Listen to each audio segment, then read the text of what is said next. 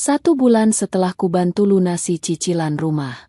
Ibu mertua berkata, "Ini rumahku. Kalau kau mau tinggal di sini, bayar sewa 10 juta per bulan." Dengar itu, aku hanya tertawa dan berkata, "Oke, aku akan pergi dan tinggal di apartemen milikku." Ibu mertuaku kaget, dan 2 hari kemudian, dia syok histeris saat kulakukan. Sebelum ceritanya dimulai, silahkan tulis di kolom komentar dari daerah mana saja teman-teman yang menyimak cerita ini. Jangan lupa like dan subscribe agar channel ini bisa semakin berkembang dan bisa mempersembahkan cerita yang lebih menarik lagi. Kehidupan pernikahan yang selama ini dijalani oleh Lily penuh dengan pengorbanan yang tidak pernah dihargai. Ia selalu berusaha menjadi istri yang patuh bagi Dion dan menantu yang berbakti bagi Ibu Mutia. Setiap pagi sebelum matahari terbit, Lily sudah bangun untuk menyiapkan sarapan, membersihkan seluruh sudut rumah, dan memastikan semua kebutuhan suami serta ibu mertuanya terpenuhi. Namun, semua dedikasi itu seolah tidak pernah cukup di mata Ibu Mutia. Selalu ada saja yang salah. Masakan yang kurang bumbu, lantai yang dianggap kurang bersih, atau cara bicara Lily yang dinilai terlalu pelan. Lily menelan semua kritik tajam itu dalam diam, menyembunyikan rasa lelahnya demi menjaga keutuhan rumah tangga. Ia percaya bahwa kesabaran akan membuahkan hasil yang baik pada akhirnya. Suatu hari, kepanikan besar melanda rumah tersebut. Surat peringatan dari pihak bank datang bertubi-tubi. Rumah yang ditempati oleh Ibu Mutia dan Dion terancam disita karena tunggakan cicilan yang sudah berbulan-bulan tidak dibayar. Dion saat itu beralasan bahwa perusahaannya sedang memotong gaji karyawan, sehingga ia tidak mampu membayar kewajibannya. Ibu Mutia menangis setiap malam, meratapi nasibnya yang akan menjadi gelandangan jika rumah itu benar-benar diambil alih oleh pihak bank. Melihat kekacauan tersebut, hati Lily tergerak. Ia tidak tega melihat suaminya kebingungan dan ibu mertuanya terus bersedih. Tanpa sepengetahuan mereka, Lily sebenarnya memiliki sumber kekayaan yang luar biasa. Ia adalah seorang pengusaha wanita yang sangat sukses, mengelola berbagai bisnis besar yang menghasilkan keuntungan luar biasa setiap bulannya. Lily sengaja menyembunyikan identitas aslinya selama ini agar Dion tidak merasa rendah diri sebagai kepala keluarga. Demi menyelamatkan kehormatan keluarga suaminya, Lily mengambil keputusan besar. Ia mencairkan sebagian tabungan rahasianya dan mendatangi pihak bank. Lily tidak sekadar membayar tunggakan cicilan tersebut. Karena nama Dion sudah masuk dalam catatan buruk keuangan bank dan tidak bisa lagi dipercaya untuk melanjutkan kredit, Lily memutuskan untuk melunasi seluruh sisa pembayaran dan mengambil alih kepemilikan properti itu. Semua dokumen resmi dan sertifikat tanah langsung dibalik nama menjadi atas nama Lily sepenuhnya. Transaksi itu berjalan lancar dan senyap. Setelah semuanya selesai, Lily pulang ke rumah dan memberitahu suami serta ibu mertuanya bahwa masalah dengan pihak bank sudah diselesaikan dan rumah tersebut aman dari penyitaan. Namun, tanggapan yang diterima Lily sungguh jauh dari harapan. Alih-alih mengucapkan terima kasih hingga meneteskan air mata kebahagiaan, Ibu Mutia justru menanggapinya dengan wajah datar dan nada bicara yang meremehkan. Ibu Mutia merasa bahwa sudah menjadi kewajiban mutlak bagi Lily sebagai menantu untuk mengurus segala masalah keluarga suaminya. Dion pun bersikap serupa. Ia hanya mengangguk pelan, kembali fokus pada layar televisi, dan sama sekali tidak menanyakan dari mana Lily mendapatkan uang sebanyak itu. Sikap acuh tak acuh mereka menyisakan luka yang dalam di hati Lily. Ia mulai menyadari bahwa kebaikannya hanya dianggap sebagai angin lalu, sebuah fasilitas gratis yang bisa mereka manfaatkan kapan saja. 1 bulan berlalu sejak kejadian pelunasan tersebut. Suasana di dalam rumah perlahan berubah menjadi sangat tidak nyaman bagi Lily. Ibu Mutia menjadi semakin sombong dan besar kepala. Ia sering mengundang teman-temannya datang ke rumah, mengadakan acara makan bersama, dan membual dengan suara lantang bahwa rumahnya kini sudah sepenuhnya lunas tanpa utang. Di depan teman-temannya, Ibu Mutia memperlakukan Lily layaknya seorang pembantu rumah tangga. Lily disuruh mondar-mandir menyajikan makanan, mencuci tumpukan piring kotor, dan dilarang ikut duduk bersama mereka. Puncak dari semua perlakuan buruk itu terjadi pada suatu sore yang mendung. Ibu Mutia memanggil Lily dengan nada tinggi, menyuruhnya datang ke ruang keluarga.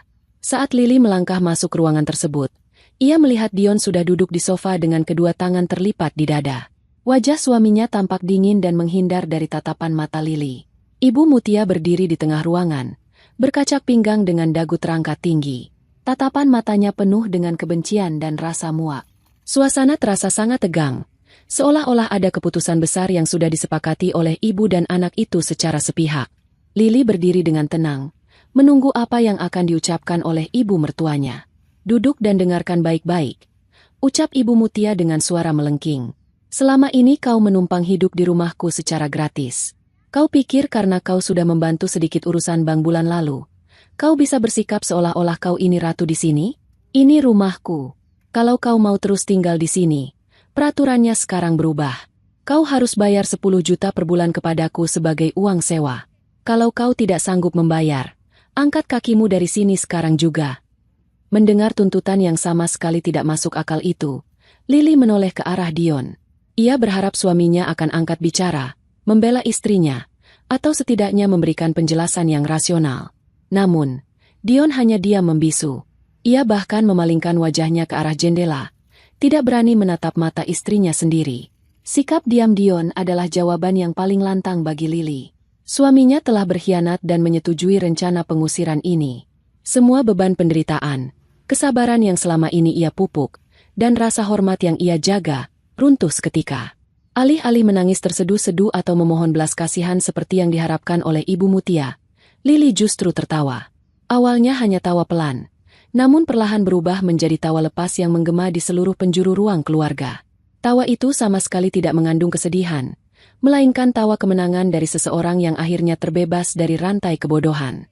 Ibu Mutia dan Dion terperanjat melihat reaksi tersebut. Wajah Ibu Mutia memerah karena merasa dipermainkan, sementara Dion tampak mulai gelisah di tempat duduknya. Lili menghentikan tawanya dan menatap tajam langsung ke bola mata ibu mertuanya. Dengan suara yang sangat tenang namun mengandung ketegasan yang mematikan, Lili membalas ucapan tersebut. Oke, aku akan pergi dan tinggal di apartemen milikku. Tanpa menunggu balasan dari mereka berdua, Lili berbalik badan dan melangkah pasti menuju kamar tidurnya. Ia membuka lemari pakaian dan mengambil sebuah koper besar. Lili tidak membawa banyak barang. Ia hanya memasukkan dokumen-dokumen penting, perhiasan pribadinya, dan beberapa helai pakaian kesukaannya.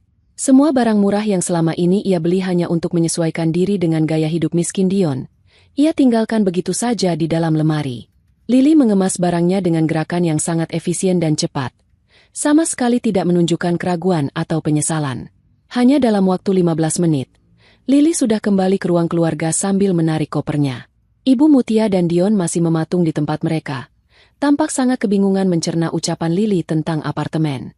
Mereka sama sekali tidak tahu menahu soal aset properti mewah yang dimiliki Lili. Saat Lili berada di ambang pintu utama, ia berhenti sejenak. Ia memutar tubuhnya, menatap ibu mertua dan suaminya untuk terakhir kalinya dengan senyuman yang sangat dingin. Nikmati kesombongan ibu di rumah ini, bisik Lili dengan suara yang memecah keheningan ruangan. Waktu ibu hanya 2 hari.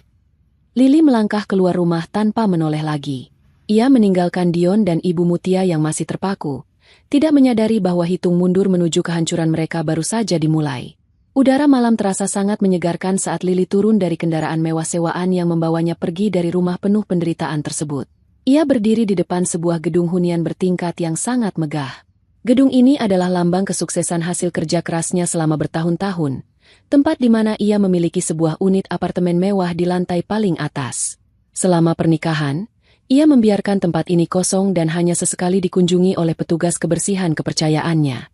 Lili menyembunyikan surga kecilnya ini rapat-rapat agar suaminya tidak merasa terintimidasi. Namun kini, tidak ada lagi alasan untuk bersembunyi. Lili melangkah masuk ke lobi utama yang berlapis marmer mengkilap. Para petugas keamanan langsung berdiri tegak dan memberikan salam hormat yang sangat sopan saat melihat kedatangannya. Mereka mengenali Lili sebagai salah satu penghuni paling penting di gedung tersebut. Lili membalas sapaan mereka dengan anggukan pelan dan senyuman tipis, lalu berjalan menuju lift khusus yang hanya bisa diakses menggunakan kartu identitas pribadinya. Begitu pintu lift tertutup, Lili menghela napas panjang. Beban berat yang selama ini menekan pundaknya seolah menguap begitu saja. Ia merasa seperti terlahir kembali menjadi dirinya yang asli.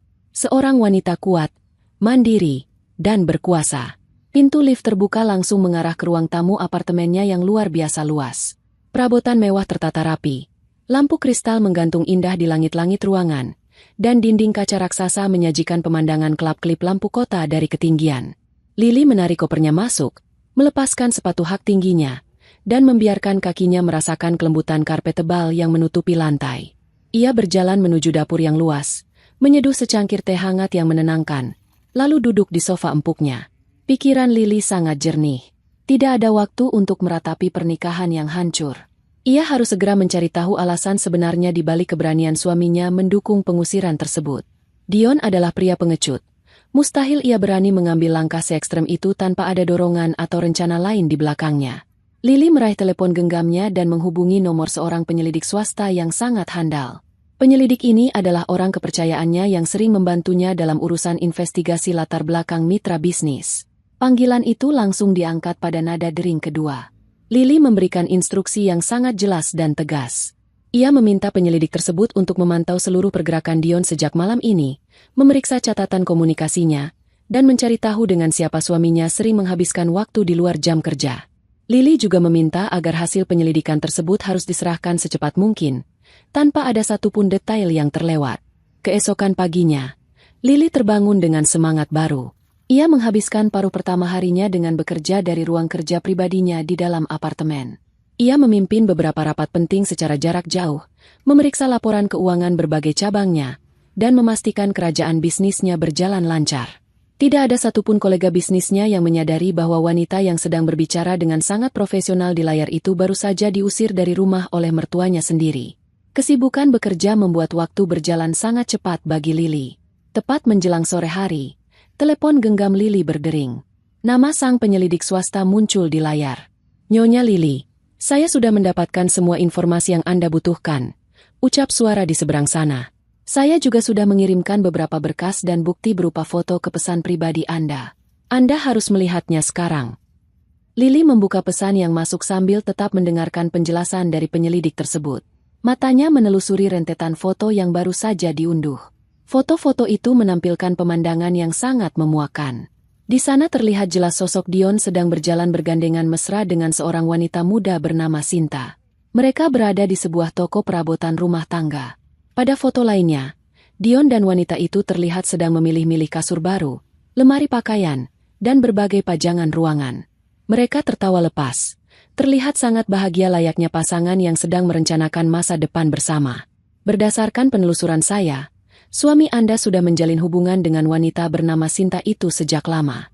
Sinta adalah rekan kerjanya di kantor. Jelas penyelidik swasta tersebut. Fakta yang paling menarik adalah, barang-barang perabotan baru yang mereka beli dalam foto itu ternyata dikirim ke alamat rumah ibu mertua Anda. Mereka sengaja menyiapkan kamar yang baru saja Anda tinggalkan semalam untuk segera ditempati oleh wanita itu. Mendengar penjelasan tersebut, rahang Lily mengeras. Semuanya kini menjadi sangat masuk akal. Kebisuan Dion saat ibunya meminta uang sewa puluhan juta ternyata bukan karena takut, melainkan karena itu adalah bagian dari rencana licik mereka berdua. Mereka sengaja membuat tuntutan yang mustahil bisa dibayarkan oleh Lily yang selama ini mereka anggap miskin, agar Lily merasa tertekan dan akhirnya memilih pergi dari rumah itu atas kemauannya sendiri. Dengan begitu, jalan bagi Sinta untuk masuk dan menempati posisi Lily menjadi sangat mulus. Mereka berencana menikmati rumah tersebut bersama-sama setelah menyingkirkan istri yang sah. Namun, mereka melakukan satu kesalahan yang sangat fatal. Mereka tidak tahu siapa Lily sebenarnya, dan mereka tidak menyadari bahwa rumah yang mereka perebutkan itu secara hukum sudah bukan milik mereka lagi. Lily tersenyum dingin menatap foto Dion dan Sinta di layar teleponnya. Rasa sakit hati karena dikhianati seketika sirna, digantikan oleh dorongan kuat untuk memberikan pelajaran yang tidak akan pernah mereka lupakan seumur hidup. Lily segera memutus panggilan dengan penyelidik swasta dan beralih menghubungi nomor pengacara pribadinya. Pengacara ini adalah sosok yang sangat tegas dan tidak pernah gagal memenangkan kasus hukum perusahaan Lily. "Siapkan semua dokumen kepemilikan rumah atas namaku," perintah Lily tanpa basa-basi begitu telepon tersambung. "Siapkan juga surat perintah pengosongan tempat tinggal. Hubungi pihak berwajib setempat untuk mendampingi kita besok pagi. Suami dan ibu mertuaku sudah melampaui batas, dan besok adalah waktunya mengeksekusi mereka." "Baik, Nyonya Lily. Semuanya akan saya siapkan malam ini juga. Kita akan bergerak tepat sesuai instruksi Anda besok pagi," jawab pengacara tersebut dengan sigap. Lily meletakkan telepon genggamnya di atas meja. Ia berjalan mendekati jendela kaca raksasa apartemennya, menatap lurus ke arah pemandangan kota di bawah sana. Rencana licik Dion dan Ibu Mutia telah terbongkar sepenuhnya. Mereka berpikir telah memenangkan pertarungan ini dengan berhasil mengusir Lily, padahal sesungguhnya mereka baru saja menggali liang kubur mereka sendiri. Besok, saat Ibu Mutia sedang berada di puncak kesombongannya, Lili akan datang membawa badai yang akan menghancurkan hidup mereka hingga tak bersisa. Waktu 2 hari yang Lili janjikan hampir berakhir, dan pembalasan sang menantu akan segera dimulai. Suasana pagi di kediaman yang selama ini ditempati oleh Ibu Mutia dipenuhi dengan hiruk-pikuk kegembiraan yang sangat mencolok. Aroma masakan lezat menyebar ke seluruh penjuru ruangan, mengundang selera siapa saja yang menciumnya. Ibu Mutia sengaja menyewa jasa catering ternama untuk menyiapkan berbagai hidangan mewah. Meja makan dihias sedemikian rupa dengan taplak meja rendah yang mahal. Di atasnya tersusun rapi piring-piring kristal dan gelas-gelas kaca yang memantulkan cahaya lampu gantung. Hari ini adalah hari yang sangat penting bagi Ibu Mutia. Ia mengadakan acara syukuran besar-besaran dengan mengundang belasan teman dekatnya. Tujuan utama acara ini bukanlah untuk memanjatkan doa, melainkan sebagai ajang pamer kekuasaan dan kekayaan semu yang selama ini selalu ia banggakan. Ibu Mutia duduk di kursi utama ruang tamu dengan postur tubuh yang sangat angkuh. Ia mengenakan pakaian terbaiknya dan memamerkan berbagai perhiasan emas yang melingkar di leher serta pergelangan tangannya. Senyum lebar tidak pernah lepas dari wajahnya saat ia menyambut kedatangan teman-temannya. Terdengar suara tawa riuh rendah bersahutan dari kumpulan wanita paruh baya tersebut. Mereka saling memuji penampilan satu sama lain sambil menikmati hidangan pembuka. Ibu Mutia dengan sengaja mengeraskan volume suaranya setiap kali ia berbicara tentang betapa suksesnya Dion, anak kebanggaannya. Ia bercerita panjang lebar mengenai kehebatan anaknya di tempat kerja, meski kenyataannya jauh dari apa yang ia banggakan. Anakku Dion memang sangat luar biasa, puji Ibu Mutia di hadapan teman-temannya dengan nada suara yang sengaja dibuat lantang. Berkat kerja kerasnya, rumah ini sekarang sudah lunas sepenuhnya. Tidak ada lagi tunggakan ke pihak bank sepeser pun. Kami sekarang bisa hidup tenang tanpa beban. Anak laki-laki memang selalu bisa diandalkan untuk membahagiakan orang tuanya. Salah seorang temannya yang sedang mengunyah makanan ringan menimpali dengan rasa penasaran. Syukurlah kalau begitu. Tetapi, di mana menantumu yang biasanya selalu sibuk di dapur? Tumben sekali hari ini aku tidak melihat batang hidungnya. Biasanya dia yang paling sibuk menyiapkan minuman untuk kita semua. Mendengar pertanyaan tersebut, wajah Ibu Mutia berubah menjadi sinis. Ia mendengus pelan sambil mengibaskan tangannya di udara, seolah sedang mengusir sesuatu yang sangat mengganggu. Jangan sebut-sebut nama perempuan itu lagi di rumahku. Aku sudah mengusirnya pergi sejak 2 hari yang lalu. Perempuan itu sama sekali tidak tahu diuntung. Selama ini dia hanya menumpang hidup di rumah hasil jerih payah anakku. Pekerjaannya hanya bermalas-malasan dan mengeluh. Aku menyuruhnya membayar 10 juta per bulan jika masih mau menumpang di sini. Dan tentu saja dia tidak sanggup membayarnya. Jadi, aku suruh dia angkat kaki sekalian. Rumah ini sekarang bersih dari benalu yang menyusahkan. Teman-teman Ibu Mutia saling berpandangan dan mengangguk-anggukan kepala seolah membenarkan tindakan tersebut. Mereka ikut-ikutan mencibir, termakan oleh kebohongan yang dirangkai sedemikian rupa oleh tuan rumah. Suasana ruang tamu semakin riuh dengan gunjingan dan tawa merendahkan. Ibu Mutia merasa berada di puncak kemenangannya. Ia merasa sangat berkuasa, seolah-olah seluruh dunia berada di bawah telapak kakinya. Ia tidak menyadari bahwa kesombongan yang ia bangun di atas penderitaan orang lain akan segera runtuh rata dengan tanah dalam hitungan menit. Tiba-tiba, suara deru mesin menderu dari arah jalan raya memecah kebisingan di dalam rumah. Sebuah mobil mewah yang sangat panjang dan mengkilap perlahan memasuki halaman depan rumah tersebut. Kemewahan kendaraan itu membuat semua tamu yang berada di ruang tamu serempak menghentikan obrolan mereka. Mereka semua menoleh ke arah jendela, terpana melihat pemandangan yang sangat tidak biasa di lingkungan tempat tinggal mereka. Ibu Mutia ikut berdiri dari tempat duduknya. Wajahnya dipenuhi kebingungan sekaligus rasa penasaran. Ia bertanya-tanya siapa tamu penting yang datang ke acara syukurannya tanpa pemberitahuan sebelumnya. Pintu mobil mewah itu terbuka. Sosok pertama yang melangkah keluar adalah seorang pria berkemeja rapi yang membawa sebuah koper berisi dokumen, diikuti oleh beberapa petugas berseragam resmi dari pihak berwajib yang berjalan dengan langkah tegap. Kehadiran petugas berseragam tersebut seketika membuat suasana di halaman rumah menjadi sangat tegang. Para tamu undangan mulai berbisik-bisik, menduga-duga apa yang sedang terjadi. Beberapa detik kemudian, sosok terakhir turun dari dalam kendaraan mewah tersebut. Lili berdiri dengan sangat anggun. Penampilannya sangat berbeda dari saat terakhir kali ia berada di rumah itu. Ia mengenakan pakaian yang sangat elegan, dipadukan dengan hijab yang jatuh sempurna membingkai wajahnya yang tenang. Tidak ada lagi gurat kelelahan atau tatapan mata yang penuh ketakutan. Lili melangkah maju dengan kepala tegak, memancarkan aura wibawa dan kekuasaan yang membuat siapa saja yang melihatnya merasa segan. Langkah sepatunya terdengar tegas beradu dengan lantai ubin halaman depan, seolah mengumumkan kedatangannya sebagai pemilik sah tempat tersebut. Ibu Mutia terbelalak kaget. Jantungnya berdegup kencang melihat menantu yang baru saja ia hina habis-habisan kini berdiri di hadapannya dengan penampilan yang luar biasa mewah. Amarah dan rasa gengsi segera menguasai pikirannya. Ia melangkah cepat menuju pintu depan, berniat menghentikan langkah Lili. "Apa-apaan ini, Lili?" teriak Ibu Mutia dengan mata melotot. Suaranya menggema hingga terdengar oleh seluruh tamu yang kini berkerumun di ambang pintu. "Berani sekali kamu kembali ke rumahku membawa orang-orang ini.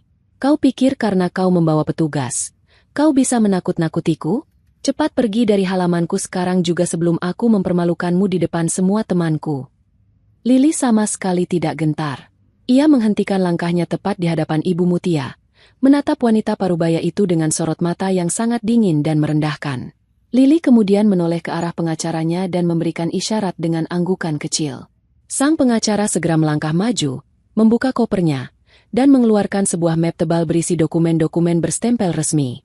"Selamat pagi, Nyonya," sapa pengacara tersebut dengan nada suara yang sangat profesional dan tegas. "Kami datang kemari bukan untuk menakut-nakuti, melainkan untuk menegakkan hukum. Anda harus memahami bahwa bangunan dan tanah yang sedang Anda tempati ini sudah bukan lagi milik Anda atau putra Anda." Ibu Mutia tertawa sumbang, berusaha menutupi kepanikannya. "Jangan bicara omong kosong. Anakku sudah melunasi semua cicilan rumah ini sebulan yang lalu. Rumah ini milik kami sepenuhnya." Lili mengambil alih pembicaraan. Ia melangkah satu tindak lebih dekat, memastikan suaranya terdengar jelas oleh semua teman-teman Ibu Mutia yang sedang memasang telinga. Ibu masih saja gemar membual. Kebenaran yang sesungguhnya adalah, bulan lalu nama anak kesayangan ibu itu sudah dimasukkan ke dalam daftar hitam oleh pihak perbankan. Dia tidak punya uang sepeser pun untuk membayar utang-utangnya. Pihak bank sudah hampir menyita rumah ini. Saat aku melunasinya, aku bukan sekadar membayar tunggakannya. Aku membeli seluruh properti ini secara penuh secara tunai langsung dari pihak bank. Lili meraih dokumen dari tangan pengacaranya dan mengangkatnya tinggi-tinggi agar semua orang bisa melihatnya. Sertifikat tanah dan bangunan ini sudah secara resmi berganti nama. Ini bukan rumah ibu. Ini adalah rumahku. Sertifikat ini atas namaku seutuhnya secara hukum. Keheningan yang mencekam langsung menyelimuti tempat itu. Teman-teman Ibu Mutia yang beberapa menit lalu ikut tertawa merendahkan Lili kini saling berpandangan dengan wajah pucat pasi. Gunjingan seketika berhenti. Kebohongan besar Ibu Mutia telah terbongkar dengan sangat memalukan di hadapan publik. "Itu fitnah. Kau pasti memalsukan surat-surat itu," jerit Ibu Mutia sambil menunjuk-nunjuk wajah Lili. Seluruh tubuhnya bergetar hebat karena menahan malu dan amarah yang meledak-ledak. Lili tersenyum tipis, sebuah senyuman yang jauh lebih tajam dari sebilah pedang. Ia menyerahkan selembar surat ke tangan Ibu Mutia. "Ini adalah surat perintah pengosongan rumah yang sah dari pengadilan. Karena Ibu dan Dion menuntutku membayar 10 juta per bulan untuk tinggal di propertiku sendiri, maka aku memutuskan untuk tidak menyewakan tempat ini kepada kalian. Sesuai dengan hukum yang berlaku, silakan kemasi barang-barang Ibu sekarang juga. Aku beri waktu hingga siang ini untuk mengosongkan rumahku." Ibu Mutia membaca surat berstempel resmi tersebut dengan mata yang nanar. Deretan kalimat di atas kertas itu berputar-putar di kepalanya. Kesombongan yang selama ini menopang hidupnya hancur berkeping-keping dalam sekejap. Kenyataan bahwa ia tidak lagi memiliki tempat tinggal, dan bahwa ia telah dipermalukan sedemikian rupa di hadapan teman-teman arisannya, menjadi pukulan mental yang tidak sanggup ia tanggung. Napasnya menjadi sangat sesak. Pandangannya mulai mengabur. Tiba-tiba, Ibu Mutia menjerit histeris. Jeritan panjang yang menyayat hati itu memecah kesunyian. Sebelum akhirnya ia merobek surat tersebut dengan kasar dan tubuhnya ambruk ke lantai teras. Ia jatuh pingsan di tempat, disaksikan oleh belasan pasang mata yang menatapnya dengan campuran antara rasa kasihan dan cemoohan. Kekacauan yang terjadi di rumah itu berlangsung dengan sangat cepat. Petugas yang mendampingi pengacara Lili tidak membuang-buang waktu. Begitu Ibu Mutia jatuh pingsan dan dibopong oleh beberapa temannya menuju kursi panjang di teras, para petugas masuk ke dalam rumah dan mulai melaksanakan tugas mereka. Mereka dengan cekatan mengeluarkan seluruh barang milik Dion dan Ibu Mutia. Pakaian, lemari, televisi, hingga kasur dikeluarkan satu persatu dan diletakkan bertumpuk-tumpuk di halaman depan yang berbatasan langsung dengan pinggir jalan. Teman-teman Ibu Mutia yang merasa suasana sudah sangat memalukan dan tidak terkendali, memilih untuk pamit pulang satu persatu. Mereka bergegas pergi dengan kepala tertunduk, meninggalkan Ibu Mutia yang masih terbaring lemah. Lili berdiri di bawah pohon rindang di sudut halaman, mengawasi seluruh proses pengosongan tersebut dengan wajah tanpa ekspresi. Ia tidak merasakan sedikit pun belas kasihan. Hatinya sudah membeku oleh perlakuan buruk yang ia terima selama bertahun-tahun. Ia hanya ingin memastikan bahwa tidak ada satupun barang miliknya yang terbawa, dan bahwa rumah tersebut benar-benar bersih dari penghuni yang tidak tahu diri. Angin siang yang berhembus menerbangkan debu-debu dari perabotan tua yang diletakkan sembarangan di pinggir jalan, menciptakan pemandangan yang sangat menyedihkan bagi siapa saja yang melihatnya. Beberapa tetangga sekitar mulai keluar dari rumah mereka, berdiri di balik pagar masing-masing untuk menyaksikan peristiwa pengusiran yang sangat tidak biasa tersebut. Sekitar 1 jam kemudian, sebuah sepeda motor berhenti dengan decitan rem yang sangat keras tepat di depan tumpukan barang-barang tersebut. Dion turun dari kendaraannya dengan tergesa-gesa. Ia pulang lebih awal dari kantor karena mendapat pesan singkat dari salah satu tetangganya yang mengabarkan bahwa rumahnya sedang dikosongkan secara paksa. Mata Dion membelalak lebar melihat pemandangan di hadapannya. Ia melihat ibunya yang baru saja sadar dari pingsannya, duduk bersandar di kursi teras sambil menangis meraung-raung menutupi wajahnya dengan kedua tangan. Di sekeliling ibunya, barang-barang pribadi mereka berserakan tanpa aturan.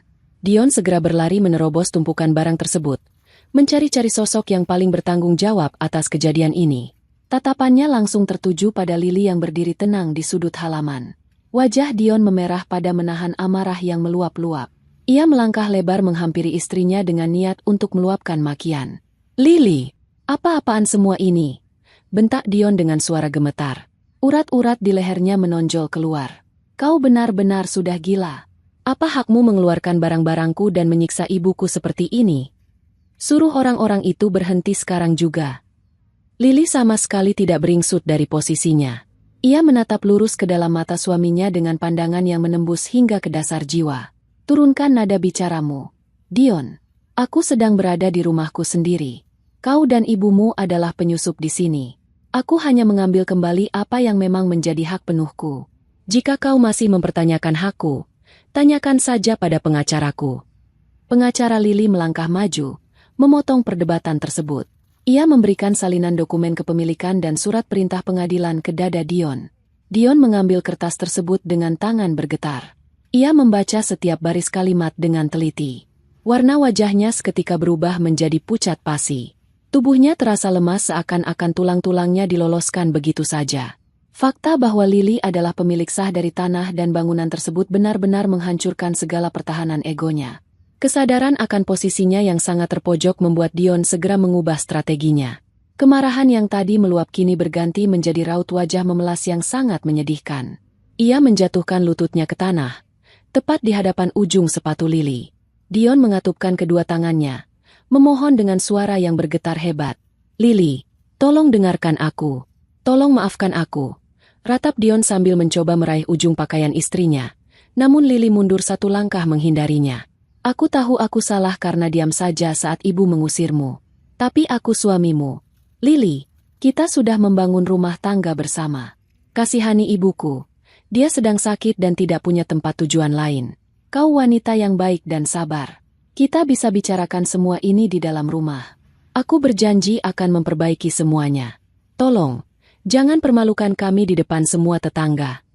Lili menunduk menatap pria pengecut yang sedang bersimpuh di hadapannya. Kata-kata manis yang diucapkan Dion terdengar seperti racauan tidak bermakna di telinganya. Lili menyilangkan kedua lengannya di dada. Tatapannya semakin tajam dan mengintimidasi. "Kau memintaku untuk berbelas kasihan saat kau sendiri dengan sadar merencanakan pengusiranku demi membawa masuk wanita simpananmu," desis Lili dengan suara rendah namun sangat mematikan. Dion tersentak kaget. Wajahnya mendadak pias. Ia tergagap, kehilangan kata-kata. Apa maksudmu? Wanita simpanan apa? Kau pasti salah paham, Lili." Lili mengeluarkan telepon genggamnya, membuka layar, dan memperlihatkan deretan foto yang ia terima dari penyelidik swasta semalam. Foto-foto yang menampilkan Dion dan Sinta sedang tertawa bahagia memilih perabotan rumah tangga terpampang dengan sangat jelas. "Kau tidak perlu bersusah payah berbohong lagi. Kau sengaja membiarkan ibumu mengusirku karena kau sudah merencanakan untuk mengisi kamar itu dengan perabotan baru bersama Sinta," ucap Lili telak. Kau menukar kesetiaan dengan pengkhianatan murahan. Waktumu sudah habis. Dion, permainan kotor kalian sudah selesai. Silakan pergi dari halamanku sekarang juga, atau aku akan meminta petugas menyeret kalian atas tuduhan masuk tanpa izin. Dion terpaku di tanah. Mulutnya terbungkam rapat. Ia tidak bisa lagi menyangkal. Semua kebohongannya telah terbongkar hingga ke akar-akarnya. Ia menatap kosong ke arah tumpukan barang-barangnya, menyadari bahwa ia telah kehilangan istri yang begitu luar biasa demi sebuah keserakahan yang bodoh. Tepat pada saat petugas selesai mengeluarkan barang terakhir dan menggembok pintu utama rumah tersebut dengan rantai yang tebal, sebuah taksi berhenti di depan rumah. Seseorang keluar dari pintu belakang taksi tersebut. Sinta melangkah turun dengan wajah ceria, menarik sebuah koper besar berwarna cerah di belakangnya. Ia berpakaian sangat rapi, siap untuk memulai kehidupan barunya di rumah yang selama ini dijanjikan oleh Dion. Namun, senyum di wajah Sinta seketika lenyap ketika ia melihat kondisi di depan rumah. Ia melihat tumpukan kasur, lemari, dan pakaian yang berserakan di tanah. Ia melihat Ibu Mutia yang menangis terseduh-seduh di kursi, dan Dion yang berlutut lemas di rumputan dengan wajah hancur. Pandangan Sinta kemudian beralih kepada sosok Lili yang berdiri tegak dan elegan di balik pagar, memegang kunci gembok rumah tersebut dengan senyuman kemenangan yang sangat menawan. Lili membalas tatapan Sinta dari kejauhan. Ia tidak perlu mengucapkan sepatah kata pun. Kehadiran Sinta di tengah kekacauan itu adalah akhir yang sangat sempurna untuk hari yang panjang ini. Sinta, Dion, dan Ibu Mutia kini tertinggal di pinggir jalan, meratapi nasib buruk mereka di bawah terik matahari, sementara Lili memutar tubuhnya dan melangkah pergi menuju kendaraan mewahnya, meninggalkan masa lalu kelamnya untuk selama-lamanya. 3 orang yang selama ini menyakiti Lili akhirnya mendapatkan balasan instan yang setimpal, terbuang tanpa arah dan tanpa tempat bernaung. Matahari bersinar sangat terik saat Dion harus memindahkan barang-barangnya dari pinggir jalan menuju sebuah kendaraan angkut barang yang baru saja ia sewa dengan sisa uang di dompetnya. Tidak ada satupun tetangga yang bersedia keluar rumah untuk membantu mereka. Semua orang hanya menonton dari jauh, enggan ikut campur dalam permasalahan keluarga yang baru saja menjadi tontonan memalukan tersebut. Dion mengangkat lemari kayu yang berat dengan susah payah, sementara keringat mengucur deras membasahi pakaiannya. Ibu Mutia masih duduk di pinggir jalan dengan tatapan kosong, meratapi nasibnya yang berubah drastis hanya dalam waktu kurang dari 1 hari. Di sudut lain, Sinta berdiri sambil melipat kedua tangannya di dada. Wajahnya ditekuk masam, sama sekali tidak berniat mengulurkan tangan untuk meringankan beban kekasihnya. Ia sibuk mengipasi wajahnya sendiri dengan selembar kertas, mengeluhkan udara yang sangat panas dan debu yang beterbangan. Tanpa memiliki uang simpanan yang cukup dan rekening bank yang mulai menipis, Dion tidak memiliki banyak pilihan tempat tinggal. Ia terpaksa membawa ibu dan selingkuhannya ke sebuah daerah padat penduduk yang kumuh dan bising. Mereka menyewa sebuah rumah petak sewaan yang kondisinya sangat memprihatinkan. Lingkungan di sekitar tempat itu dipenuhi dengan aroma tidak sedap dari saluran pembuangan air yang tersumbat. Atap seng bangunan tersebut tampak berkarat dan berlubang di beberapa bagian, menjanjikan genangan air jika hujan deras turun. Dinding ruangan itu dipenuhi noda lembab dan jamur yang menghitam. Saat Dion membuka pintu kayu yang sudah rapuh itu, udara pengap langsung menyergap wajah mereka. Tidak ada sirkulasi udara yang memadai, dan ruangan itu terasa seperti oven yang dipanaskan. Ibu Mutia melangkah masuk dengan langkah gontai. Pandangannya menyapu seluruh penjuru ruangan sempit tersebut dengan perasaan jijik yang tidak bisa disembunyikan. Seumur hidupnya, ia tidak pernah membayangkan akan berakhir di tempat yang sangat hina seperti ini. Ia terbiasa tidur di atas kasur empuk dengan pendingin ruangan, makan dari piring kristal, dan dilayani oleh menantunya. Kini, ia harus tidur berdesakan di atas kasur lipat tipis yang diletakkan langsung di atas lantai semen yang dingin. Tidak ada ruang keluarga, tidak ada dapur yang layak, hanya ada satu ruangan serbaguna dan sebuah kamar mandi yang pintunya sudah rusak. Sinta yang menyusul masuk langsung menutup hidungnya. Ia menendang tumpukan kardus yang menghalangi jalannya sambil menggerutu panjang pendek menyalahkan Dion atas semua ketidaknyamanan ini. Hari-hari pertama di rumah petak sewaan itu terasa seperti neraka dunia bagi mereka bertiga. Keadaan yang serba kekurangan membuat sifat asli Sinta perlahan-lahan muncul ke permukaan. Wanita yang selama ini selalu tampil manis dan penuh perhatian di hadapan Dion, kini berubah menjadi sosok yang pemarah, egois, dan sangat malas. Sinta menolak keras ketika diminta untuk menyapu lantai atau merapikan pakaian yang masih menumpuk di dalam kardus. Ia beralasan bahwa tangannya akan kasar jika harus melakukan pekerjaan kasar semacam itu. Ia juga tidak pernah mau memasak, menuntut Dion untuk selalu membeli makanan matang dari luar, padahal uang yang mereka miliki sudah sangat menipis. Perselisihan antara Sinta dan Ibu Mutia pun menjadi pemandangan sehari-hari yang tidak bisa dihindari. Suatu siang, udara di dalam ruangan terasa sangat menyengat. Tubuh Ibu Mutia mulai merosot kesehatannya. Tulang-tulangnya terasa nyeri akibat tidur di alas yang keras. Dan kepalanya berdenyut kencang karena tidak tahan mendengar kebisingan dari luar rumah. Ia berbaring miring di atas kasur tipisnya, menahan rasa sakit yang menusuk. Di sudut ruangan, Sinta sedang duduk bersila sambil sibuk memoles kuku tangannya. Sama sekali tidak mempedulikan keadaan wanita paruh baya di dekatnya. Dion sedang pergi bekerja, berusaha mencari pinjaman uang ke berbagai tempat karena ia tidak berani kembali ke kantor lamanya setelah apa yang terjadi. Ibu Mutia merasa tenggorokannya sangat kering dan tubuhnya menggigil kedinginan meskipun cuaca sedang terik. "Sinta, buatkan ibu air hangat. Badan ibu sakit semua. Tolong ambilkan juga obat pusing di dalam tas ibu," pinta Ibu Mutia dengan suara parau yang melemah. Sinta menghentikan kegiatannya. Ia menoleh ke arah Ibu Mutia dengan tatapan sinis yang merendahkan. Alih-alih segera berdiri dan mengambilkan air, Sinta justru mendengus kasar.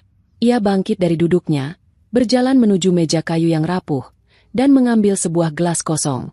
Dengan sengaja, Sinta menjatuhkan gelas tersebut ke lantai semen hingga hancur berkeping-keping.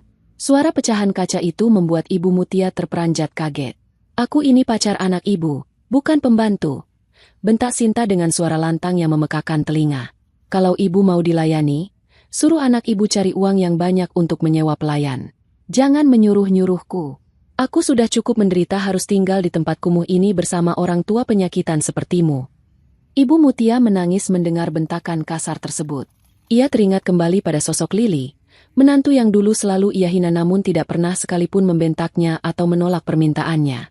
Penyesalan mulai menggerogoti hatinya, namun harga dirinya yang tinggi masih menolak untuk mengakui kesalahannya secara terbuka. Pertengkaran hari itu hanyalah permulaan dari penderitaan panjang yang menanti mereka. Sinta pada akhirnya melenggang pergi keluar rumah, meninggalkan Ibu Mutia sendirian dalam keadaan sakit dan kelaparan. Malam harinya, kondisi keuangan mereka semakin kritis. Dion pulang dengan wajah tertunduk, gagal mendapatkan pinjaman dari siapapun. Teman-temannya menjauh setelah mengetahui skandal pengusiran tersebut. Melihat anaknya yang putus asa, Ibu Mutia akhirnya mengambil keputusan berat. Ia berniat menjual satu-satunya harta berharga yang berhasil ia bawa, yaitu sebuah cincin emas peninggalan almarhum suaminya. Cincin itu sangat bernilai dan bisa digunakan untuk menyambung hidup mereka selama beberapa bulan ke depan. Ibu Mutia dengan tangan gemetar meraih tas kain lusuh miliknya yang diletakkan di bawah bantal. Ia merogoh ke bagian dasar tas, mencari kotak bludru tempat ia menyimpan perhiasan tersebut. Namun, wajah Ibu Mutia seketika memucat. Tangannya terus mengaduk-aduk isi tas, mengeluarkan semua kain dan dokumen yang tersisa. Kotak bludru itu tidak ada di sana. Ia membongkar seluruh isi kardus di sekitarnya dengan panik, mencari di setiap sudut lipatan pakaian. Namun cincin emas itu telah lenyap tanpa jejak. Jantung Ibu Mutia berdegup sangat kencang. Ia tahu pasti bahwa ia menaruhnya di dalam tas tersebut sesaat sebelum mereka diusir dari rumah Lili. Dengan napas terengah-engah, Ibu Mutia mencoba berdiri dan berjalan tertatih-tatih menuju pintu rumah yang sedikit terbuka. Cahaya lampu dari jalanan remang-remang menerangi bagian luar. Langkah Ibu Mutia terhenti seketika di ambang pintu. Matanya terbelalak melihat pemandangan di sudut gang yang gelap. Di sana, di bawah sorot lampu jalan yang berkedip-kedip, Sinta sedang berdiri membelakanginya. Wanita itu tampak sedang menghitung setumpuk uang pecahan ratusan ribu yang sangat tebal dengan senyum semeringah di wajahnya. Di tangan kiri Sinta, tergenggam erat sebuah surat bukti gadai emas. Ibu Mutia seketika menyadari bahwa selingkuhan anaknya itu baru saja mencuri harta terakhir miliknya. Pagi itu, udara di sekitar gedung pengadilan terasa sangat sejuk, bertolak belakang dengan ketegangan yang akan segera terjadi di dalam ruang sidang.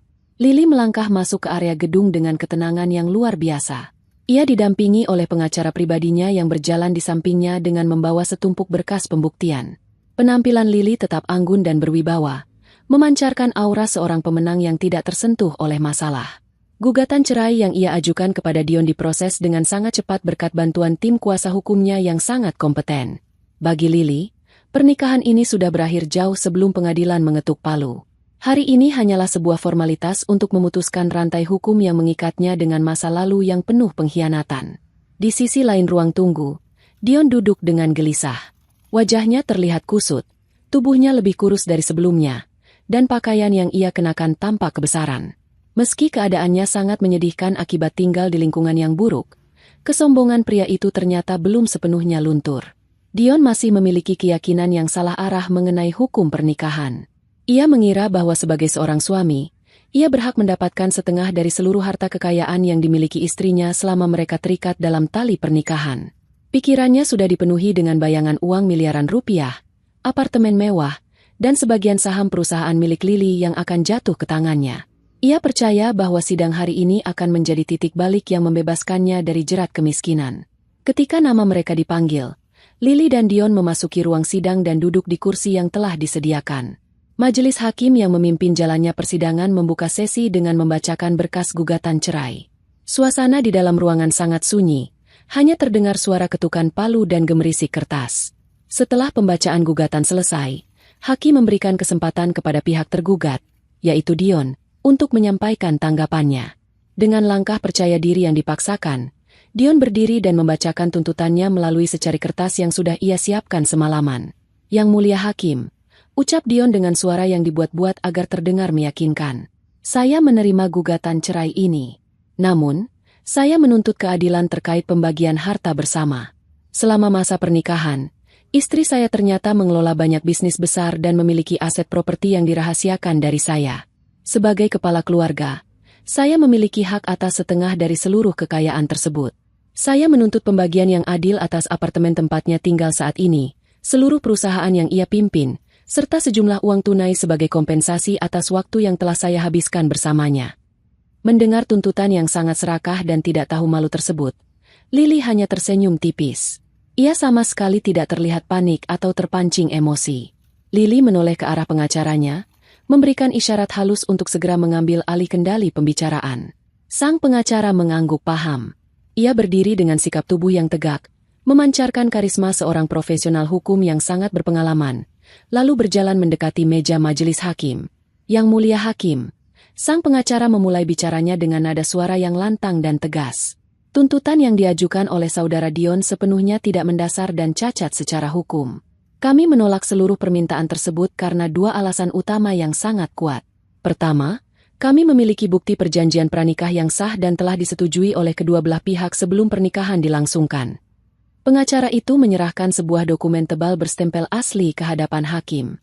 Dokumen tersebut kemudian diteliti dengan saksama oleh majelis.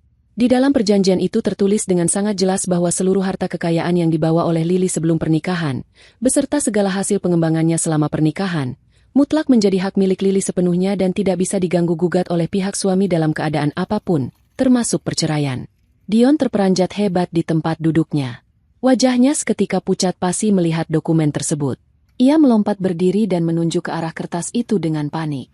Itu bohong. Aku tidak pernah membaca surat itu. Lily hanya menyodorkan setumpuk kertas sebelum pernikahan kami dan menyuruhku menandatanganinya dengan alasan itu hanya berkas administrasi biasa. Ini penipuan. Ketidaktelitian Anda dalam membaca dokumen sebelum membubuhkan tanda tangan bukan merupakan sebuah penipuan di mata hukum, jawab pengacara Lily dengan sangat tenang namun menusuk. Tanda tangan Anda ada di sana, di atas meterai resmi, dan disaksikan oleh pejabat berwenang. Perjanjian ini mengikat secara sah. Dion merasa lututnya lemas. Harapannya untuk mendadak kaya dari harta gono gini hancur berantakan dalam hitungan detik. Namun, mimpi buruk Dion ternyata belum berakhir sampai di situ. Pengacara Lily kembali mengambil sebuah map berwarna merah dari tumpukan berkasnya dan menyerahkannya kepada hakim. Yang mulia, alasan kedua kami menolak tuntutan tersebut adalah fakta bahwa saudara Dion justru memiliki utang dalam jumlah besar kepada klien kami. Lanjut pengacara tersebut, membuat seluruh ruang sidang kembali menegang. Kami menyertakan bukti mutasi rekening, laporan audit keuangan perusahaan, serta rekaman percakapan yang membuktikan bahwa saudara Dion telah melakukan penggelapan dana perusahaan milik Nyonya Lily. Ia diam-diam memalsukan dokumen pengeluaran dan mengalirkan dana ratusan juta rupiah untuk membiayai gaya hidup mewah selingkuhannya. Hakim membaca laporan audit tersebut dengan kening berkerut, meneliti setiap angka dan aliran dana yang tertera dengan sangat jelas. Semua bukti itu mengarah langsung pada rekening pribadi milik wanita bernama Sinta, selingkuhan Dion. Pengkhianatan yang dilakukan Dion kini bukan hanya sekadar urusan rumah tangga, melainkan sudah masuk ranah tindak pidana keuangan. Kami memohon kepada majelis hakim yang terhormat, bukan hanya untuk menolak seluruh tuntutan pembagian harta dari saudara Dion, melainkan juga menerbitkan putusan yang mewajibkan tergugat untuk mengembalikan seluruh dana perusahaan yang telah ia curi. Pungkas pengacara tersebut sebelum kembali duduk di samping Lily. Dion kehilangan kata-kata. Ia menatap kosong ke arah meja hakim. Napasnya memburu. Keringat dingin membanjiri pelipisnya. Fakta bahwa ia telah mencuri dari perusahaan istrinya sendiri kini terbongkar dengan sangat memalukan di ruang pengadilan. Setelah mempertimbangkan semua bukti tak terbantahkan yang diajukan oleh pihak Lily, majelis hakim akhirnya mengambil keputusan akhir. Ketukan palu sidang bergema dengan sangat keras di seluruh ruangan, menandai kehancuran total bagi Dion.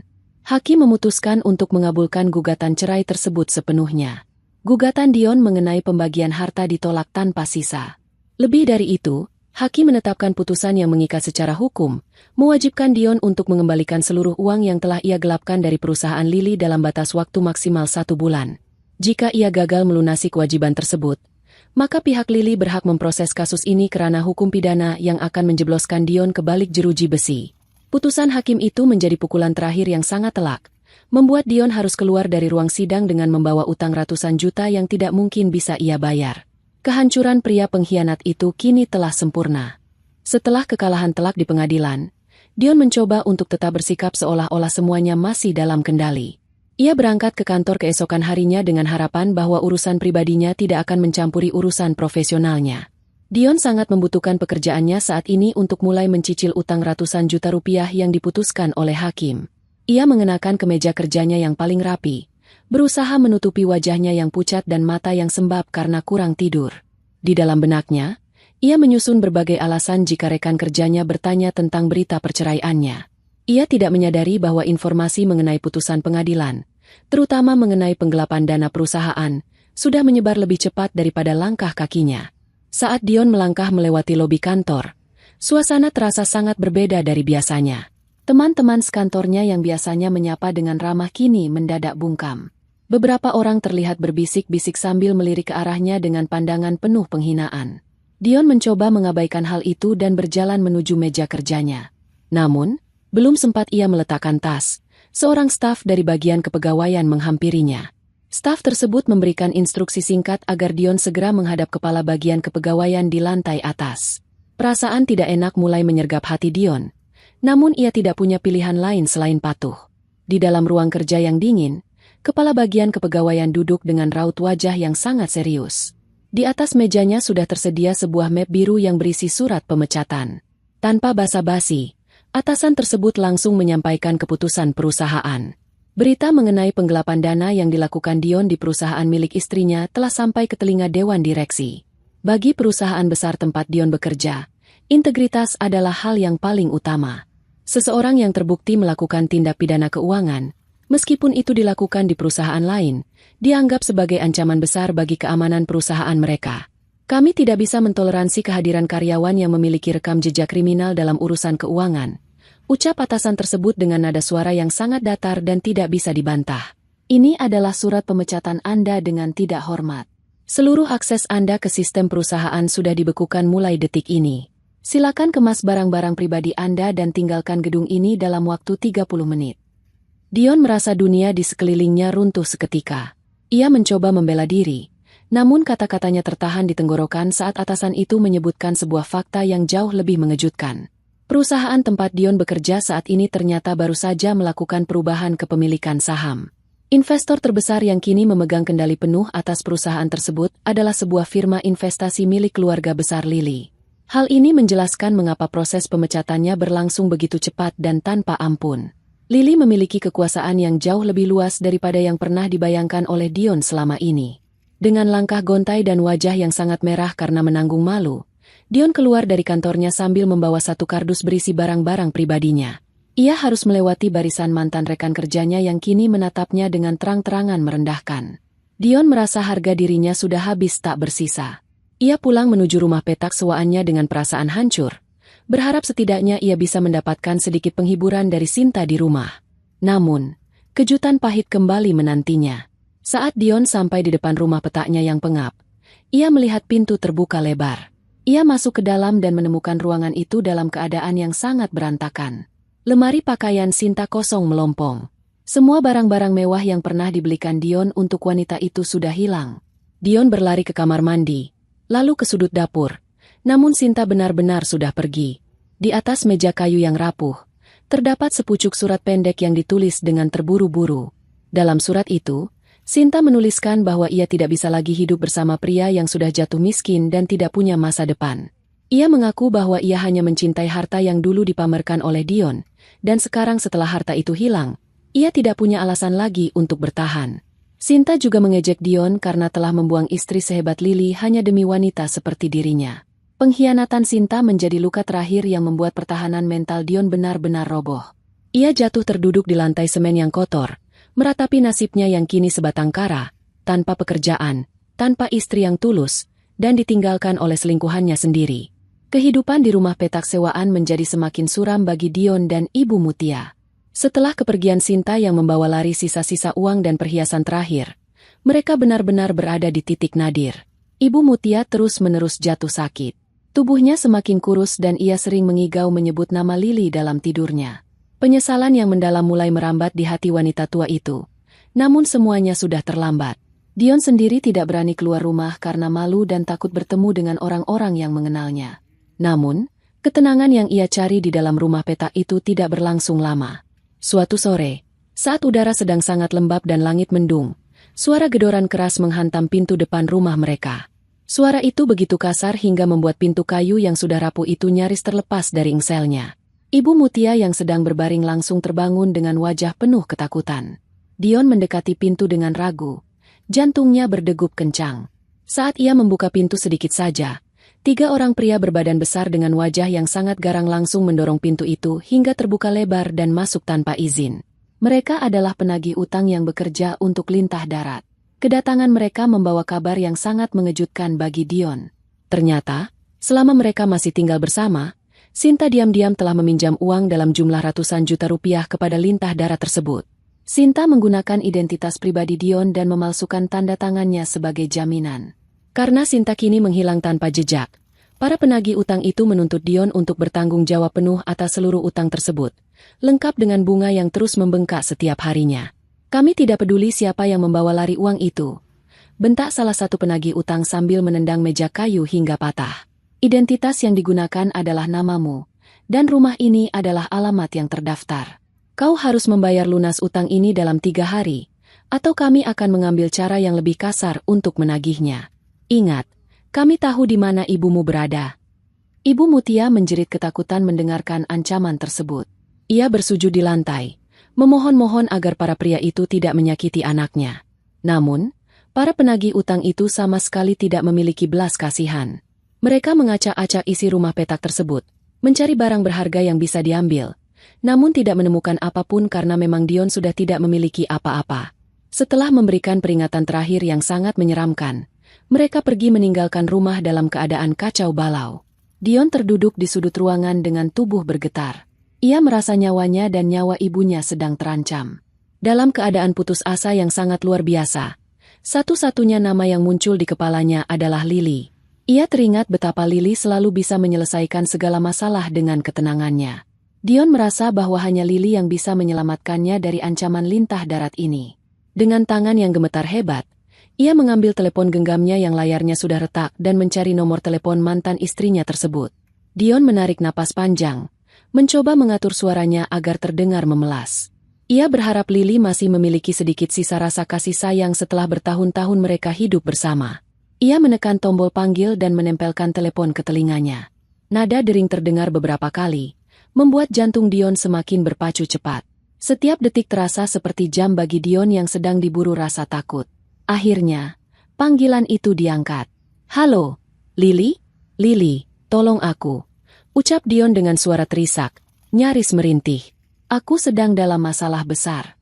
Ada orang-orang jahat yang mengancam nyawaku dan ibu karena utang yang dibuat oleh Sinta. Aku mohon, pinjamkan aku uang sekali saja. Aku janji akan melakukan apapun untukmu. Tolong selamatkan kami, Lily." Hening sejenak di seberang sana. Dion menunggu dengan penuh harap, membayangkan Lily akan luluh mendengar rintihannya. Namun, suara yang kemudian menjawab bukanlah suara lembut Lily yang selama ini ia kenal. Suara itu adalah suara pria yang sangat berat, mantap, dan memancarkan wibawa yang luar biasa. "Halo, ini dengan Ardhito, calon suami Lily," ucap pria di seberang telepon dengan nada yang sangat tenang namun tegas. "Lily sedang sibuk menyiapkan acara pernikahan kami dan tidak bisa diganggu oleh siapapun, terutama oleh orang dari masa lalunya yang hanya membawa beban. Ada pesan yang ingin disampaikan? Atau mungkin Anda ingin aku mengirimkan undangan pernikahan kami ke alamat hunian baru Anda?" Dion tertegun. Kata-kata Ardhito terasa seperti petir yang menyambar di siang bolong. Ia tidak menyangka bahwa Lily sudah bergerak maju secepat itu dan menemukan pria yang jauh lebih hebat darinya. Rasa malu dan hancur menyatu menjadi satu di dada Dion. Sebelum ia sempat membalas, Ardhito kembali berbicara dengan nada dingin. "Satu hal lagi, saudaraku. Jangan pernah menelepon nomor ini lagi. Lily sudah memaafkan masa lalunya, tapi dia tidak punya ruang untuk benalu di masa depannya. Jika Anda terus mengganggu, aku sendiri yang akan memastikan pihak kepolisian menangani masalah penggelapan dana Anda dengan lebih cepat." Panggilan itu diputus secara sepihak. Dion menatap layar teleponnya yang kini gelap dengan pandangan kosong. Harapan terakhirnya telah padam sepenuhnya. Ia menoleh ke arah ibunya yang masih menangis di atas lantai. Di luar sana, kegelapan malam mulai turun, membawa serta ancaman dari para penagih utang yang akan kembali esok hari. Dion menyadari bahwa ia telah kehilangan segalanya, dan tidak ada lagi jalan untuk kembali ke kehidupan mewahnya yang dulu. Ia benar-benar harus menghadapi konsekuensi dari semua perbuatan buruknya seorang diri. Hari demi hari berlalu dengan penderitaan yang semakin mencekik leher Dion dan Ibu Mutia. Ancaman dari para penagih utang bukan lagi sekadar gertakan belaka. Mereka mulai meneror setiap malam, melempar batu ke atap rumah petak sewaan, dan mengancam akan membakar tempat itu jika uang pinjaman tersebut tidak segera dibayarkan lunas. Ketakutan yang luar biasa setiap hari membuat kesehatan Ibu Mutia merosot sangat tajam. Kakinya tiba-tiba kehilangan tenaga dan tidak bisa lagi digunakan untuk menopang tubuhnya. Ia lumpuh layuh akibat tekanan pikiran yang terlalu berat dan kurangnya asupan makanan yang bergizi. Perut mereka selalu berbunyi menahan perih karena tidak ada lagi sisa uang untuk sekadar membeli sebutir beras pun. Dalam keputusasaan yang mencapai puncaknya, Ibu Mutia memaksa Dion untuk melakukan satu hal yang paling memalukan dalam riwayat hidup mereka. Ibu Mutia menyuruh Dion meminjam sebuah kursi roda berkarat milik salah satu tetangga yang merasa kasihan melihat kondisinya tergeletak lemah di lantai. Dengan sisa-sisa tenaga yang ada, Ibu Mutia memerintahkan anaknya untuk mendorong kursi roda tersebut menuju gedung pusat tempat Lily menjalankan perusahaan besarnya. Jarak tempuh menuju tempat itu sangatlah jauh. Namun Dion sama sekali tidak memiliki uang untuk membayar kendaraan angkutan umum. Ia terpaksa mendorong kursi roda ibunya menyusuri pinggir jalan raya di bawah sengatan panas matahari yang seakan membakar kulit mereka hidup-hidup. Keringat bercucuran membasahi pakaian Dion yang sudah sangat lusuh dan kotor akibat tidak pernah dicuci dengan benar. Sementara Ibu Mutia terus merintih menahan rasa sakit di sekujur persendiannya. Sepanjang perjalanan yang panjang tersebut, tidak jarang mereka mendapat makian dari pengguna jalan lain karena pergerakan kursi roda yang lambat menghalangi jalur pejalan kaki yang ramai. Perjalanan yang menyiksa lahir dan batin itu memakan waktu berjam-jam lamanya, hingga akhirnya mereka tiba di pelataran sebuah gedung pencakar langit yang luar biasa megah. Gedung itu menjulang tinggi membelah awan putih, dengan dinding berlapis kaca tebal yang memantulkan cahaya matahari dengan sangat indah dan menyilaukan mata. Ini adalah pusat dari kerajaan bisnis yang dibangun oleh mantan istrinya dengan penuh dedikasi yang tidak pernah ia ketahui. Dion berdiri terpaku menatap kemegahan bangunan raksasa tersebut. Merasa dirinya sangat kerdil, hina, dan tidak berharga. Ia baru menyadari secara langsung betapa besar kekuasaan dan kekayaan yang sesungguhnya dimiliki oleh mantan istrinya tersebut. Kekuasaan yang selama bertahun-tahun hidup bersama hanya ia anggap sebelah mata. Rasa malu yang luar biasa menyergap perasaannya, mencabik-cabik sisa-sisa harga dirinya.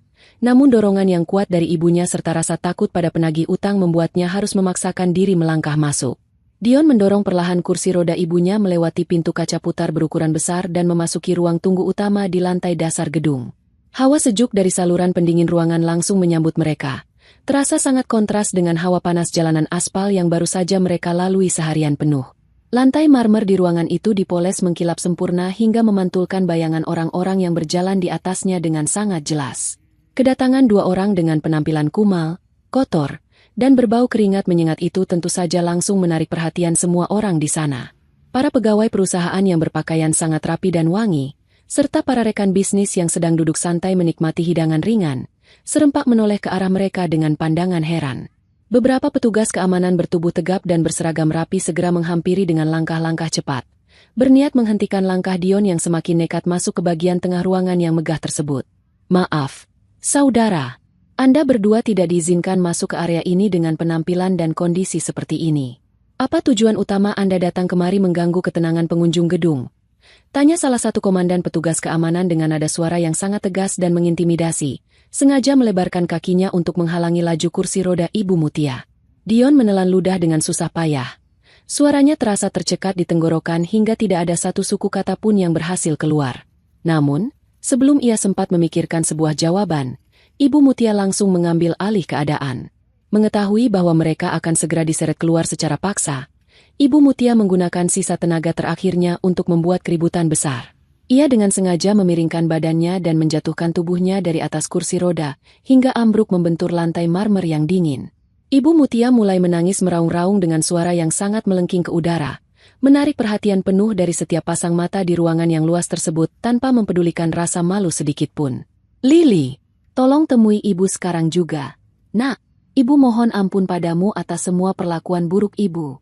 Jangan biarkan ibu dan suamimu mati kelaparan di jalanan seperti hewan.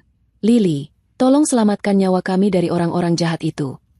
Jerit Ibu Mutia berulang-ulang sambil memukul-mukul permukaan lantai marmer dengan kedua telapak tangannya yang gemetar.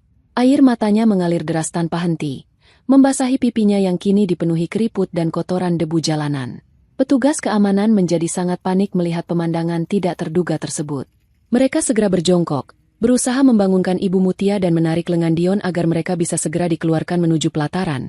Namun Ibu Mutia meronta-ronta dengan hebat dan berpegangan sangat kuat pada kaki salah satu meja di dekatnya. Keributan itu membuat suasana ruang tunggu utama menjadi kacau balau dalam sekejap. Puluhan pegawai berkumpul membentuk lingkaran besar dalam jarak yang cukup jauh, menutupi mulut mereka sambil berbisik-bisik membicarakan wanita tua menyedihkan yang berani berteriak-teriak memanggil nama pimpinan tertinggi mereka secara tidak sopan. Dion hanya bisa menjatuhkan kedua lututnya di lantai, tepat di samping ibunya, menyembunyikan wajahnya di antara kedua telapak tangannya, karena sudah tidak memiliki setetes pun harga diri yang tersisa. Ia ikut menangis terisak dalam diam, berharap keajaiban turun menyelamatkan nyawa mereka dari ancaman maut. Di tengah puncak keributan dan kepanikan para petugas keamanan tersebut, terdengar sebuah suara denting yang sangat jelas dari arah deretan pintu baja pelapis ruang pengangkut di ujung ruangan.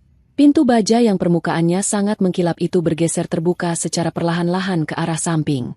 Semua orang di ruangan itu seakan menghentikan embusan napas mereka secara serempak.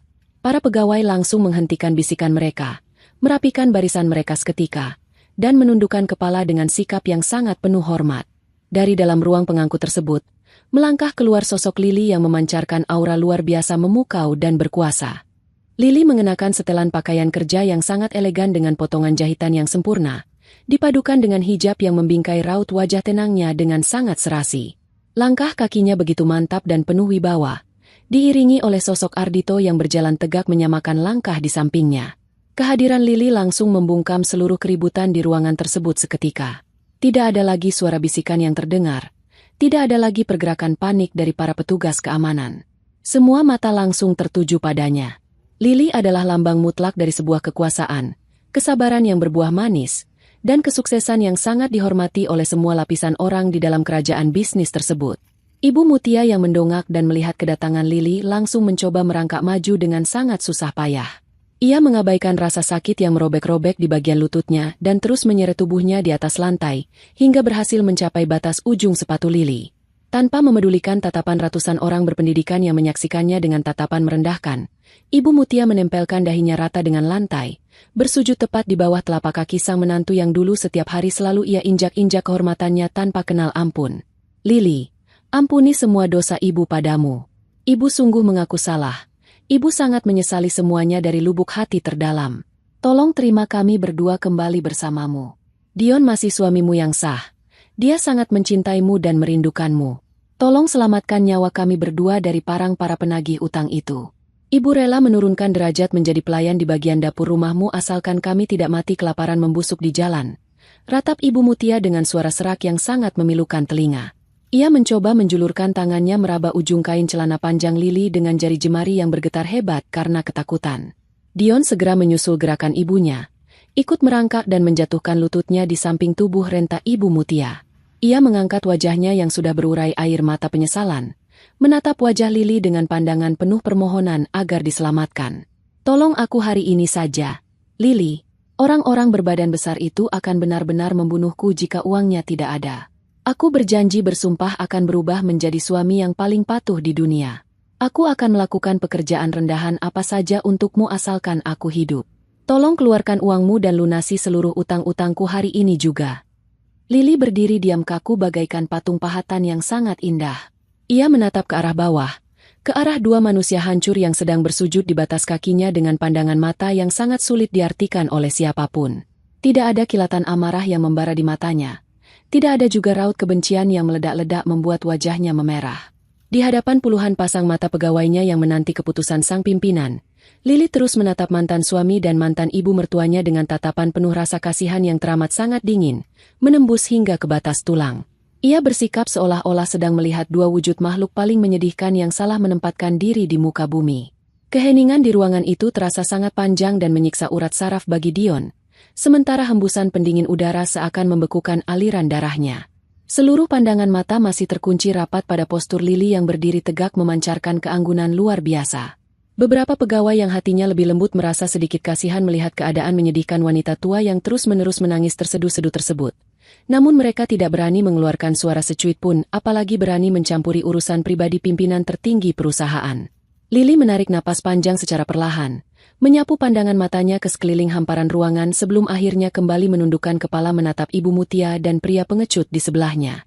Sama sekali tidak ada satupun niat kecil di hatinya untuk memberikan kemaafan. Apalagi berbelas kasih mengeluarkan uang hasil keringatnya sepeser pun untuk menyelamatkan orang-orang yang telah tega mengusirnya dengan sangat kejam. Penderitaan yang mencekik mereka saat ini adalah murni hasil panen dari benih keangkuhan yang mereka tanam dengan bangga di masa lalu. Lili merasa putus hubungan sepenuhnya dan tidak memiliki tanggungan kewajiban apapun untuk menjadi malaikat penyelamat bagi para pengkhianat. Lili memundurkan kedua kakinya sejauh 1 langkah, sengaja menghindari sentuhan tangan Ibu Mutia yang masih bersikeras berusaha menggapai ujung sepatunya yang bersih. Dengan gerakan tangan yang sangat halus namun memancarkan ketegasan mutlak, Lili mengangkat sebelah lengannya, memberikan isyarat telak kepada komandan petugas keamanan yang sejak tadi berdiri kaku menanti arahan untuk segera bertindak maju menyelesaikan kekacauan tersebut. Petugas keamanan yang berjaga segera memahami maksud dari gerakan jari pimpinan mereka.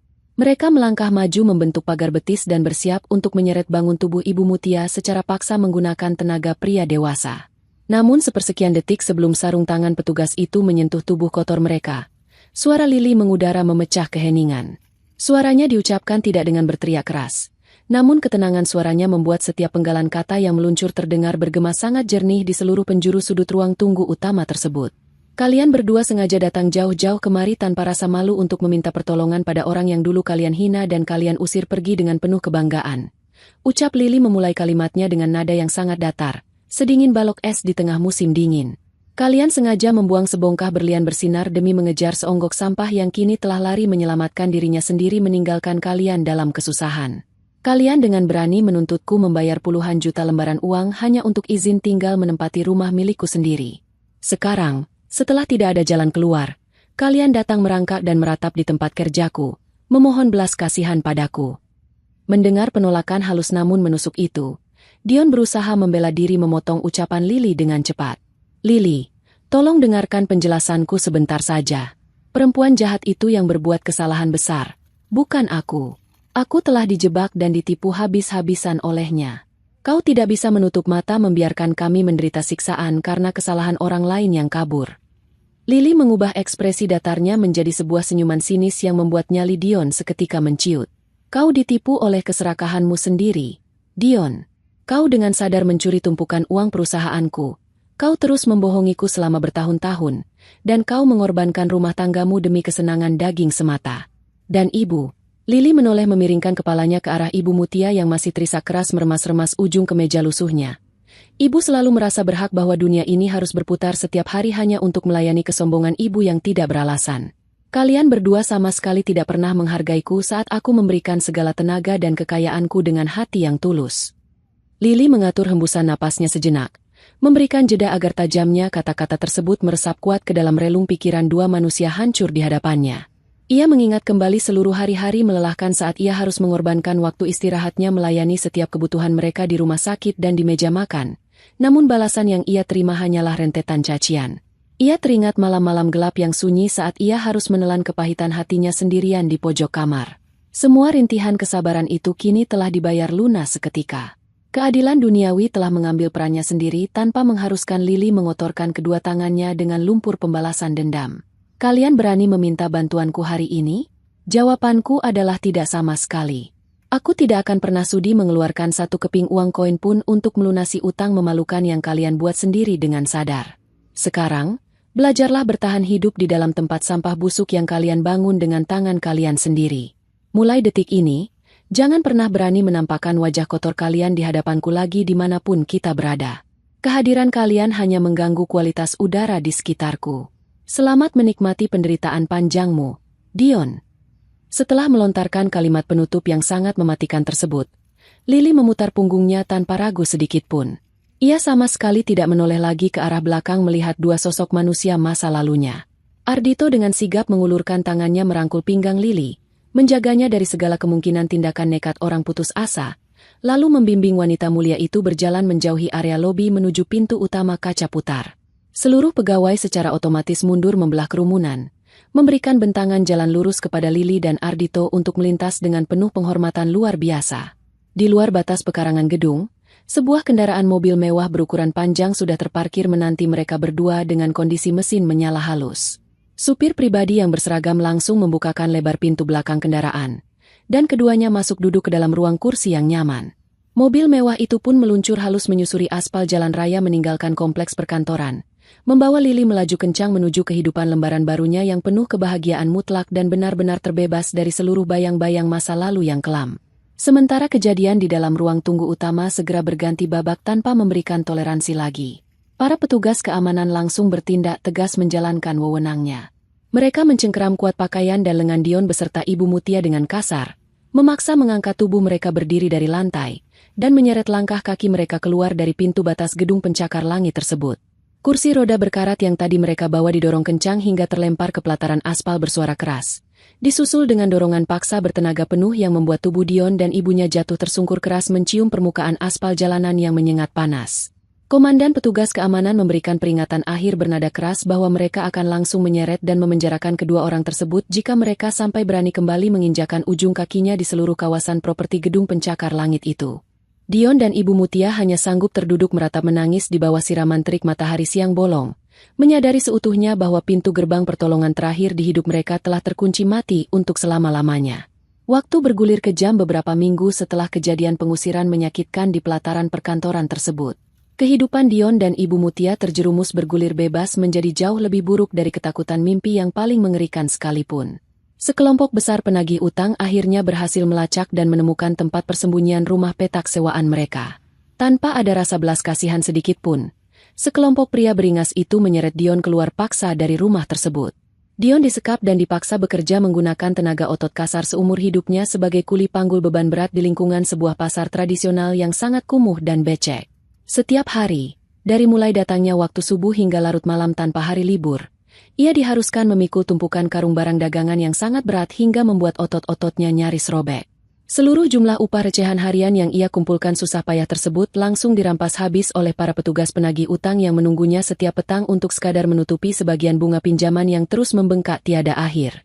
Tubuh Dion yang pada masa kejayaannya sangat bersih dan terawat rapi kini berubah drastis menjadi sangat kurus kering, berkulit hitam legam terbakar matahari, dan dipenuhi banyak luka goresan bernanah akibat gesekan kasar karung-karung dagangan.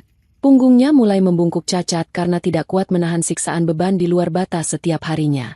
Saat malam panjang tiba, ia terpaksa tidur meringkuk di bagian sudut emperan los pasar hanya beralaskan selembar tikar anyam tipis yang berbau sangat menyengat, menggigil berselimut hawa dingin malam perbukitan yang menusuk-nusuk sel tulang.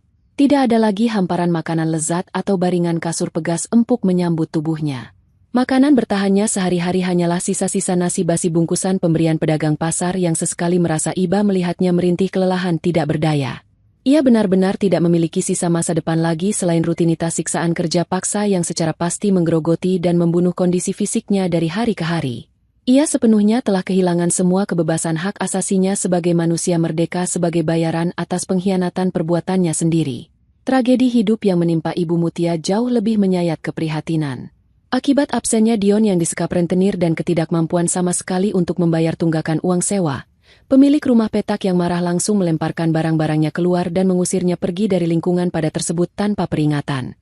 Ibu Mutia seketika berubah wujud menjadi seorang wanita gelandangan sebatang kara yang setiap hari luntang-lantung berkeliaran tak tentu arah di tepian trotoar jalan raya besar hiruk-pikuk pusat kota.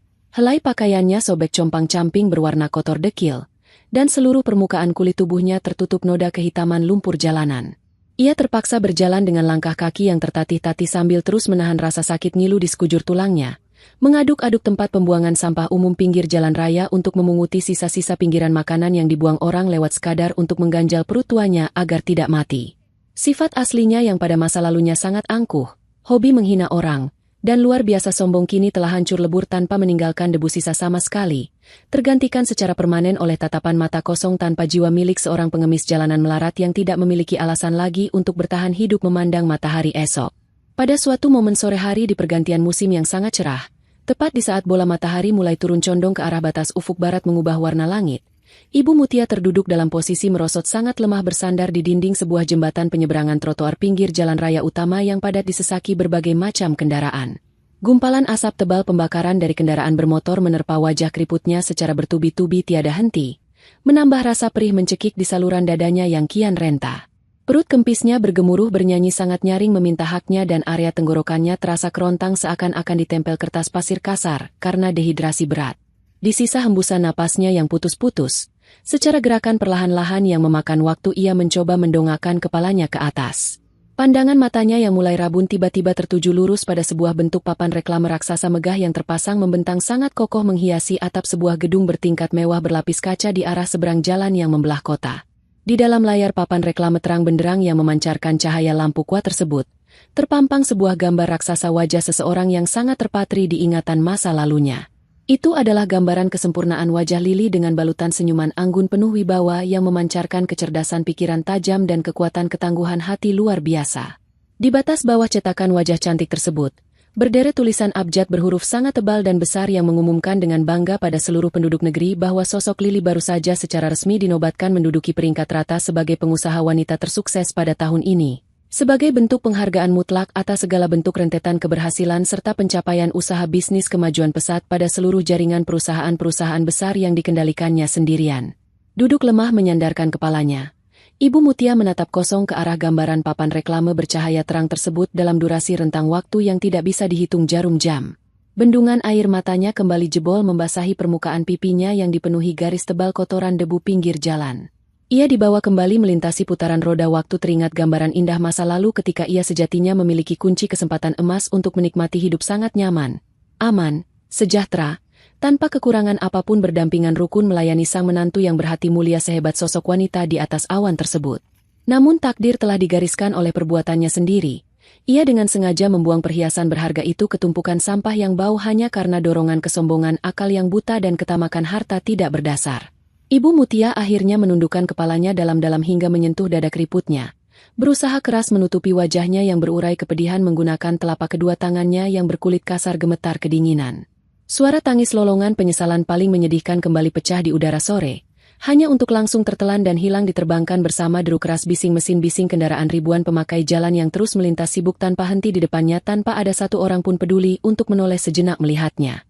Terkungkung kemiskinan di tengah keramaian pusat perputaran roda kehidupan jalan raya yang keras tersebut, di hembusan sisa masa tuanya Ibu Mutia menyadari sebuah tamparan mutlak pelajaran hukum tabur tuai yang sangat menyakitkan. Hukuman penjara paling menyiksa pikiran di bumi ini sebenarnya bukanlah jeratan rantai kemiskinan harta benda yang mengurungnya saat ini, melainkan siksaan nyata harus membuka mata setiap hari menyaksikan kenyataan bahwa sosok manusia suci yang pernah dihina dan disakitinya dulu kini terus-menerus melangkah naik dan bersinar sangat terang gemilang dari arah puncak tahta di atas awan tertinggi, sementara wujud raganya sendiri mulai membusuk menunggu sisa kematian secara perlahan-lahan tergeletak di dasar lumpur jalanan kotor sebagai seorang gelandangan tanpa nama. Rantai pembalasan dendam alam semesta telah bergulir menemukan wujud akhir paling tuntas, tanpa menyisakan ruang keraguan sedikitpun akan adanya sebuah perayaan kemenangan kedamaian mutlak yang abadi bagi jiwa-jiwa wanita tangguh berhati murni yang berani bangkit dari jurang pengkhianatan masa lalunya.